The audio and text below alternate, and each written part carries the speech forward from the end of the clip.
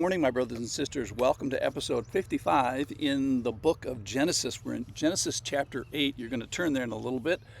We're going to start in verse number 1. And I'm going to title today, I Believe in the Ark, because we're in this section where God is remembering Noah. And the pertinent question is going to end up being is, will we believe in the God who is remembering Noah, in the God who rescues with the ark? So today's goal is to get to the point where we say, I believe in the ark. So we have this very sweet sentiment of God. That is, he didn't forget our great-grandfather, Noah. And by that we mean God is thinking of him and acting on his behalf. He's acting for the benefit of Noah. One of the reasons that books are often better than movies is you get to hear the interior life of the characters. And this is no exception to that, is we get to hear the interior life of the Lord, where he says that he remembers Noah. So he tells us what he's thinking as Noah is in the ark and before he's in the ark. So I remember, it means you're going to get some divine help here. And the help is he's going to get this divinely helpful ark, a particular rescue vehicle. He's going to also give Noah a prediction, a prophecy that a flood is coming, so get ready for it. And then he gives him a promise is that at the end of it, when it's over, I'm going to make a covenant with you. And he'd better make a covenant with this, because that's dependent on his faithfulness, because so far in human history, we messed up on generation number 1 and generation number 2, comma, etc.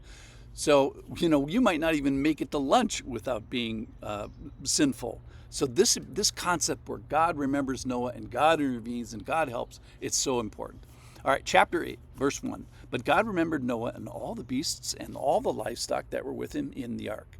And God made a wind blow over the earth, and the waters subsided.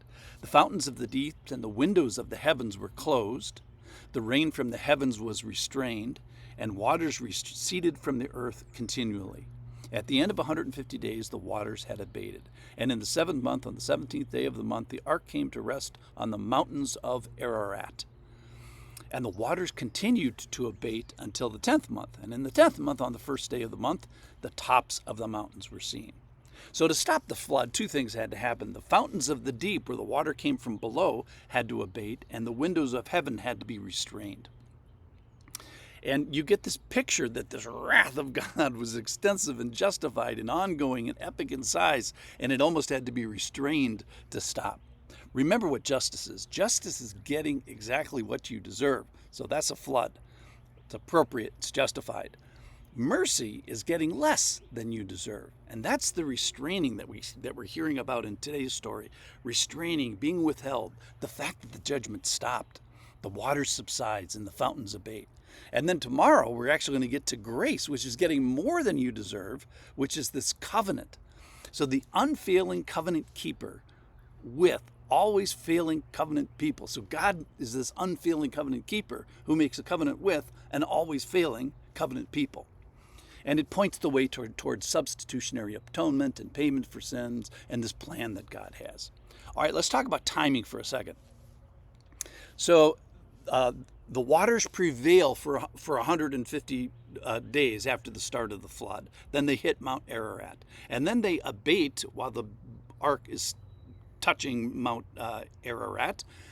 And within that second 150 days, a couple of events happen. That is, other mountains become visible. He sends out a bird, which is not a dove.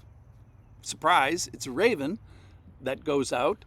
Then at the 9-month mark from the start of the flood, he sends out the dove. There's what's always pictured. That's dove number 1. The dove comes back. 9 months plus 7 days, the dove number 2, probably the same kind of dove, returns with an olive branch. And then dove number 3 is 9 months and 14 days, and that dove doesn't return. Then the earth is going to dry for another 70 days, and in a year and 10 days, Noah leaves the ark. So he's in the ark for more than a year. Listen in, this is verse 8:6. At the end of 40 days, Noah opened the window of the ark that he had made and sent forth a raven. It went to and fro until the waters were dried up from the earth.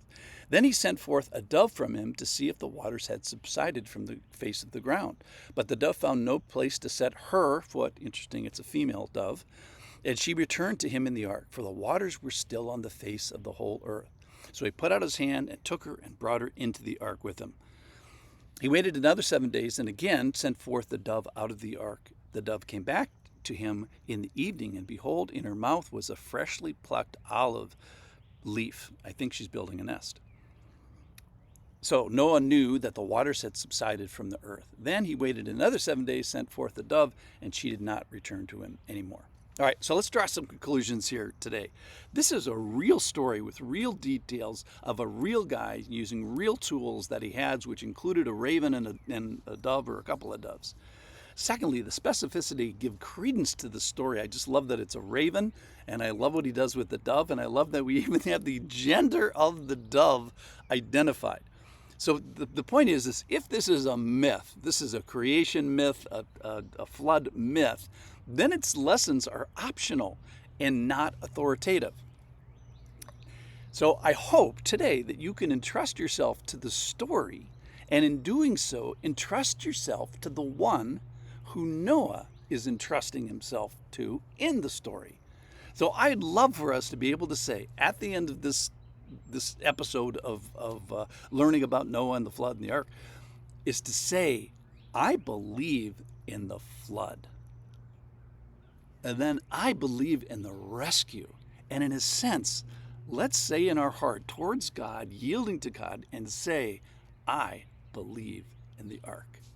Thanks for listening.